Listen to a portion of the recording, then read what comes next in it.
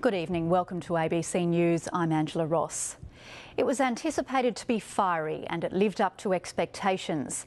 Labor's state conference in Launceston has been overshadowed by protests about budget cuts and the forest peace deal.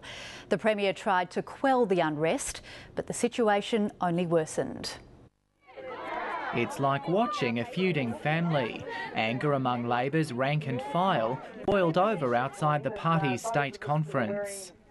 All people are suffering and yet you want to give money to guns. We love Tasmania. Why are you destroying it? We're not talking about a pulp mill today. No, we're talking about everything. Cuts to health, that's what it's about. That's what I'm saying. Budget cuts.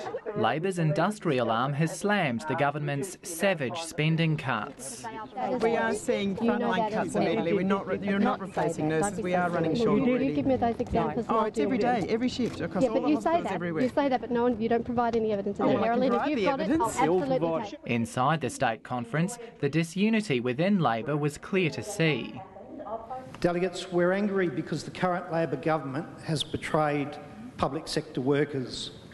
But the Premier has defended the move to make it easier to sack public servants. I regret that the strong decisions we're taking will mean the loss of jobs in the public sector.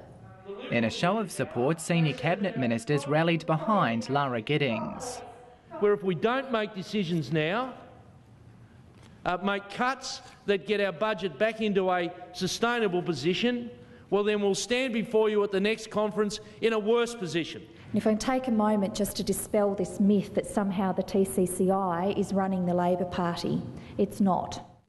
The conference is the first since Julia Gillard replaced Kevin Rudd as Prime Minister and David Bartlett quit as Premier.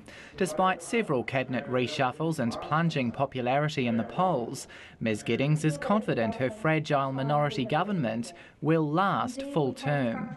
I believe we can win the re-election in 2014, and if I didn't, I wouldn't be standing here right now. Convincing the party faithful could take some work. Brad Markham, ABC News.